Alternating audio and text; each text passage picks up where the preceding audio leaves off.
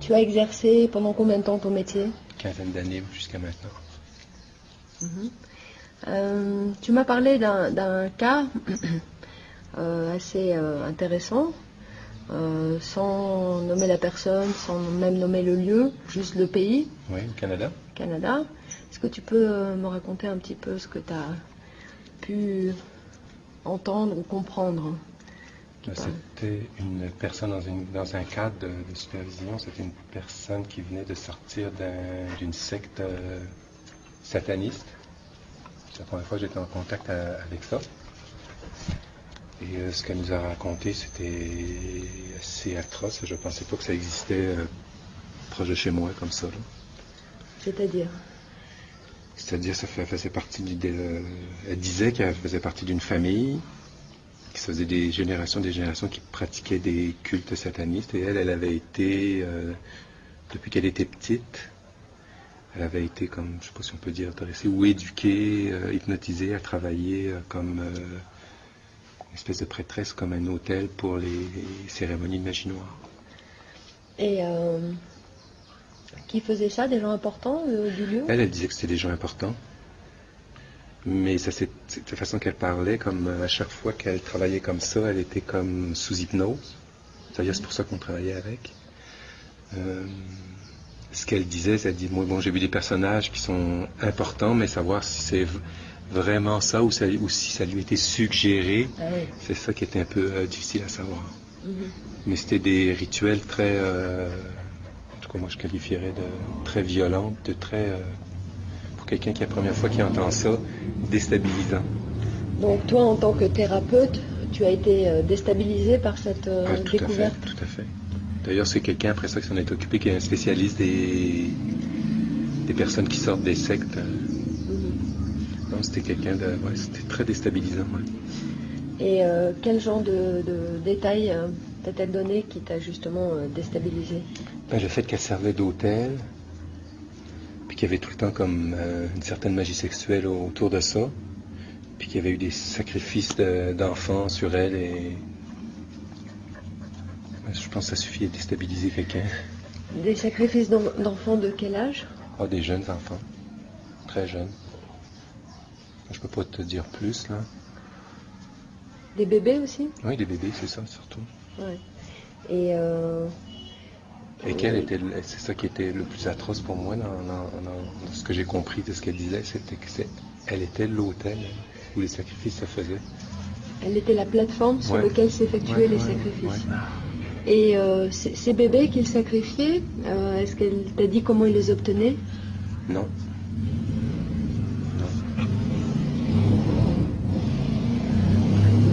Non, mais après ça, quand tu penses à toutes les disparitions d'enfants qu'il y a un peu partout, non, je peux pas dire. Ouais.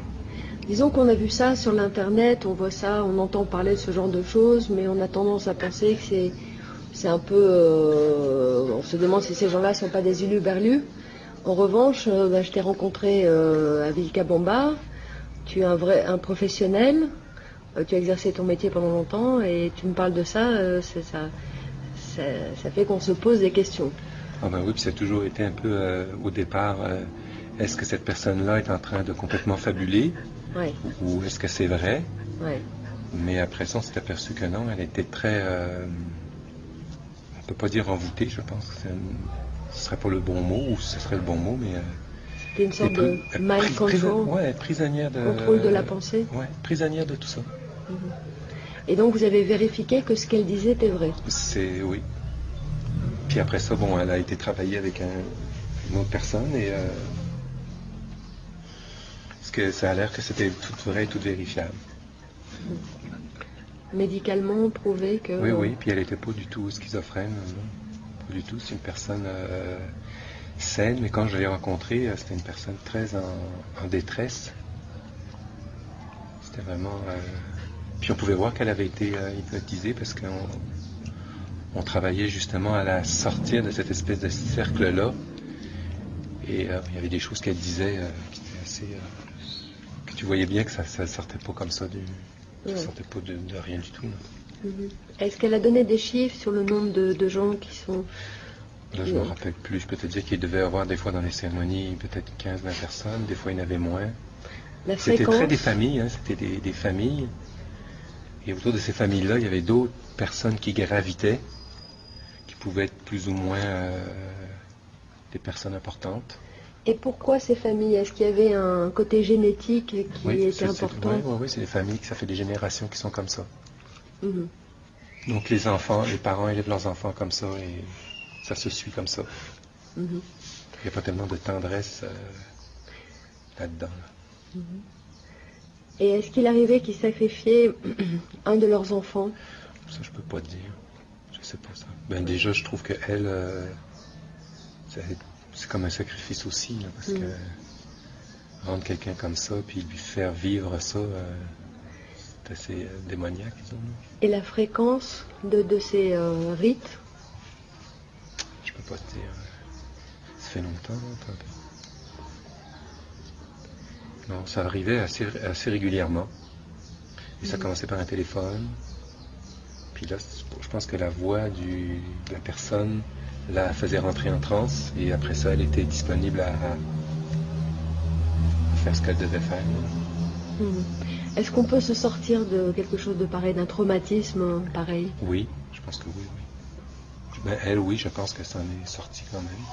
Mais c'est beaucoup de travail. Puis il faut que la personne qui le fasse, elle soit supportée par d'autres, parce qu'il y a des détails qui sont assez violents. Qui fait que, oui, puis ça prend quelqu'un qui sache exactement le mécanisme de l'hypnose, comment ça marche. Ça, qui peut un peu décoder ça et désamorcer le processus.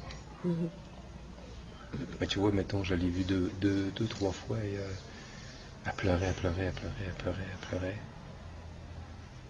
Quand elle s'apercevait quand on dirait qu'il y a eu le choc des personnalités à l'intérieur d'elle qui se rencontraient, c'est assez intense. Assez intense pour me déstabiliser puis me dire oh non, non, c'est pas. Il y a des gens plus qualifiés pour ça. C'est vraiment une qualification spéciale de travailler avec des gens qui sortent des sectes, là, qui ont été hypnotisés et travaillés comme ça. Ouais. Et est-ce que avant ce cas particulier, si tu entendais parler de rites sataniques, tu y croyais ou tu pensais que c'était de la foutaise? On y croit, mais on pense pas que c'est proche de chez toi. Parce que c'est quand tu t'aperçois que c'est proche de chez toi que ça a été comme assez traumatisant. Puis je me rappelle qu'on était en supervision, on était 3-4 personnes, et les 3-4 personnes, quand ça c'est venu, les 3-4 personnes, on a été quand même traumatisés de ça, de savoir que c'était proche de chez nous, que c'était aussi violent que ça, puis qu'il y avait des gens qui pouvaient peut-être côtoyer, qui faisaient des cérémonies comme ça, puis tu ne pouvais même pas savoir qui c'était. Là, non, c'était assez intense. C'est pas quelque chose en tout cas, qui était agréable à travailler, ni à côtoyer. Une énergie vraiment noire. Là. Ouais.